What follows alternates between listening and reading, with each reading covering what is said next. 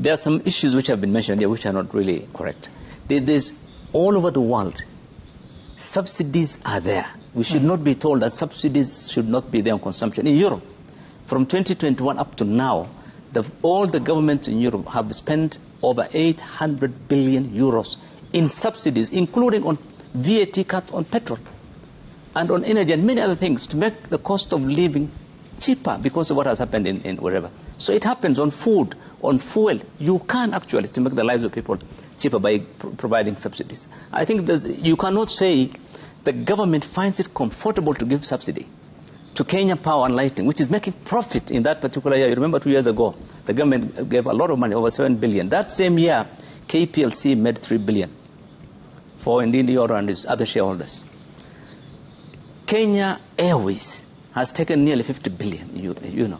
It is okay for the government to give subsidy to institutions and other, people that are paid, Uchumis and many other companies. But they find it difficult to provide subsidy to somebody who is starving, who needs to get a few shillings in order to be able to buy food. But lastly, I want to comment on the issue of cost of living. Cost of living, let me just say, is about the cost, the price of food in the market, the price of things in the market. And this price is based on the cost of production. And you have said in Mtugu very clearly, cost of production is affected by energy. It has gone up. 60% power and lighting has gone up in the last few months.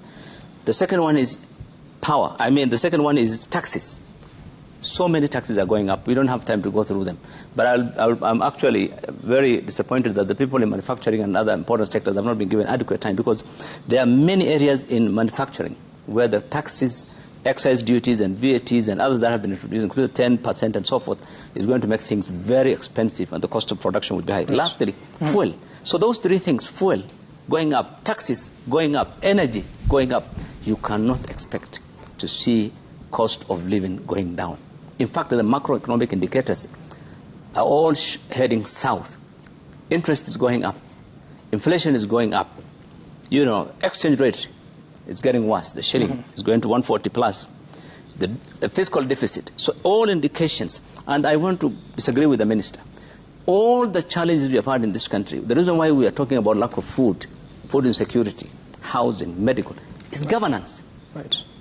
They should know that the bottom line is we must address the issue of governance in this country.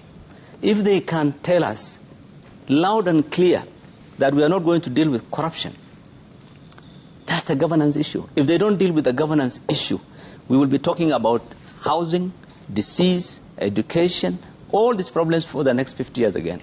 And I think that is the challenge that every government should address.